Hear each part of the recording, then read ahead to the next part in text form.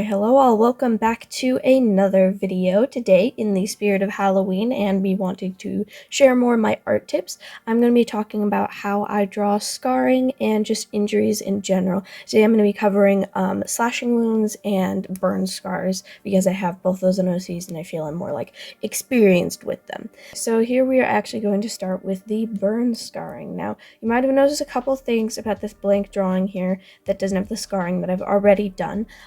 Which one of them is the fact that this line art here is a little bumpy, and that is on purpose because burns aren't even wounds. They tend to have texture, they tend to be, have different dips and cavities and everything like that. So it's not going to be a completely smooth injury. So around the area of the burn, what I like to do is just make kind of little bumps around and in the area. And then personally I chose to have her lip partially burned off just because that's what I chose to do. But if you don't want to go more metal with the scarring, you don't have to do that. That's just, a personal choice. Assume just about all the steps I say here you can edit and change depending on the situation, when the scarring happened, how old it is, blah blah, all of that. And then I also chose to make her blind in one eye because personally, out of everything that bothers me about some of the stuff that people do with scarring in media and everything like that, is they have a character with like bad burn scars and then the character has like over their eye and the character can see completely fine. And that's just like, it depends on the medical technology of your world, but that's just not how burns work. Usually the character either loses that eye completely or loses vision in that eye. So that's what I chose to do for this character. So the first thing you're going to want to do to start drawing this is take a red color. What I like to do is I like to eyedropper the skin color and then take it on the color wheel. Oh my gosh, my recorder bar is right over the color wheel, sorry. Take it over to the reddish area, brighten it up a little bit, and then just darken it until you have it where you want it. And that looks about right. And then once you have that, you can take your pen tool or whatever tool you like to use best just to make outlines, and you can just kind of draw a little blobby shape, maybe add some sharp edges in there, just kind of make an abstract shape. Don't try to make it super purposeful because slashing scars are going to get where it's going to be more like perfect and more like specific where the wound is drawn.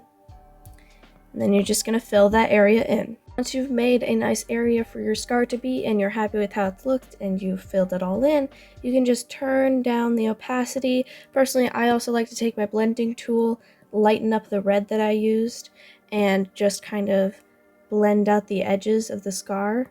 Make sure you don't lose the shape that you made though, especially if you made more of a jagged shape. Okay, and then what you're going to do next, which this is one of the more fun steps in my opinion, is you're going to take that red, doesn't matter what tone it is or anything like that, and you're just going to want to make it very, very light. And then you're going to take that and you're going to go over the entire area of the burn scar and draw this vein pattern. I'd like to do this by drawing like a long line and branching smaller lines off of it and just continuing to branch outwards and everything like that. If you want to make it super realistic, you can actually look up what the human blood vessel system looks like, and then you can kind of use that to map out where you want the pattern to go. I just like to make it abstract though because it's difficult to actually mirror what the blood vessel system looks like. And then once you're happy with how that looks, you're going to turn down the opacity until you're happy with how much the blood vessels or veins are kind of showing through. You're going to want to start doing some details. Now, this may vary depending on where the wound is on the body, how old it is, just how major it is, stuff like that. But what I'm going to do is I'm going to be working on this mouth area here to kind of give it more of that look that it's incorporated in the scar and it's not just sitting there. So what I'm going to do, hold on, I have layers turned off here because I have drawn this before. I'm just redoing the scars on her so you guys can see. So I have my teeth here. Don't know why they're on a separate layer. Probably should have just put them on a line art layer. And you're going to want to go over the teeth in line art, and you're just going to want to outline them with a little bit of some red. And you can blend that out if you want. And then once you've done that, you can move on to adding some little marks around the mouth. So you're going to take a pretty small brush and you're just gonna draw some lines. They don't have to be even, they can be curved, they can be straight, they can be coming out from the sides, doesn't really matter. And then once you're happy with how those look, you're gonna take your teeny tiny blending brush and you're just gonna blend out the edges. Just a little bit, doesn't need to be super blended. Then you're going to go over that same layer where you just did the lines, and you're going to kind of trace where the mouth points out. And then once you're happy with how that looks, you can turn the opacity down, blend out the edges, do whatever you'd like. I'm going to blend out the edges a little bit here. Make sure not to lose that sharpness though, because that's pretty important for this step. And then you're just going to want to get a bright red and go over all of that again. Just a little bit of red to highlight some of the areas. And that's how I texture the mouth specifically. Now, if you're not choosing to do that with your character, all of that information might be completely irrelevant to you, but that doesn't matter. Next, we're going to move on to shading the entire scar. And then you're going to take that same color and darken it. And then do the same thing. I tend to use this darker color around the edges a little bit more, just because that's where the darker shading usually is, and that's kind of adds to it. And you're going to want to make your shading really just like blobby. You don't want it to look even. You don't want it to look like as though it's cast by shadows, because in reality it's really technically not. It's more just like the pitting of the skin that's now there because of the burns. You can re-add some of those highlights back in with an eraser or your lighter color if you want.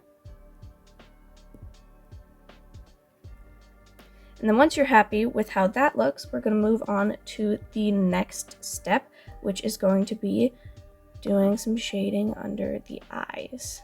So you're going to take a very dark red and your blending tool, or you can use a brush to kind of just like make a little under eye thing here.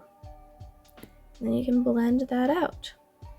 And once you're happy with how that looks, what do we do in this house, kids? We turn the opacity down. And then you can also use some of this red color to shade under the neck, or depending on where your scar is, shade in different areas where the limb is bent, or just, where there would be shading. It just, it all depends on where your scar is, what you're doing with it, and all of that.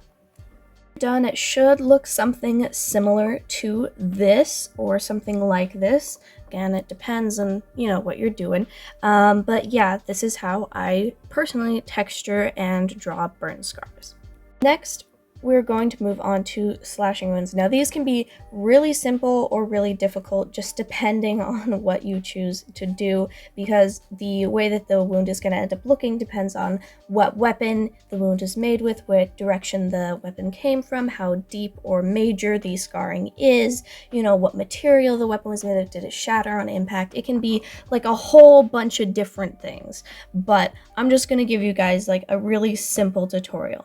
So you're going to want to take the skin color that you're using, turn it red again. This is like basically the base color that you're going to use for just about any scarring that you're going to want to do, is this kind of reddishy color that's dulled down a little bit.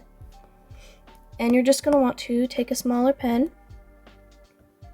and draw the scar. And you want it to look like a precise shape, because that's what slashing scars are, is they are a precise shape.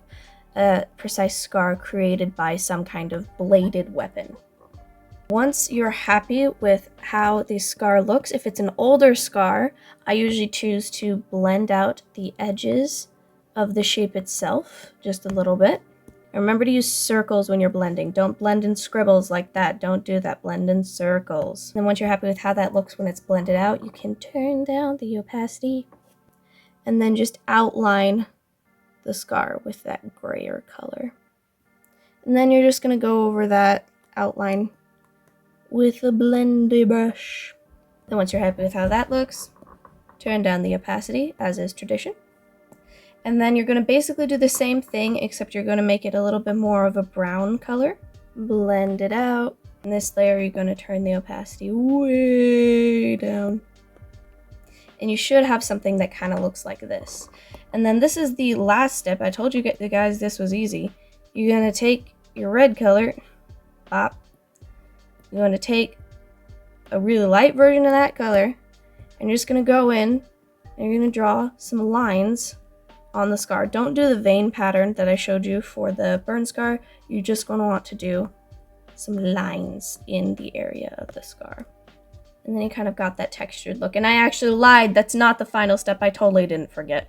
You're going to take red. I'm just going to use the same red because I don't want to make another red. And, oh, this actually needs to be brighter. Never mind. I am going to make another red because that needs to be brighter. And you're going to blend out some red around the edges.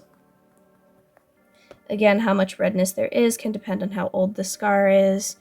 You know, all of the things I've already said.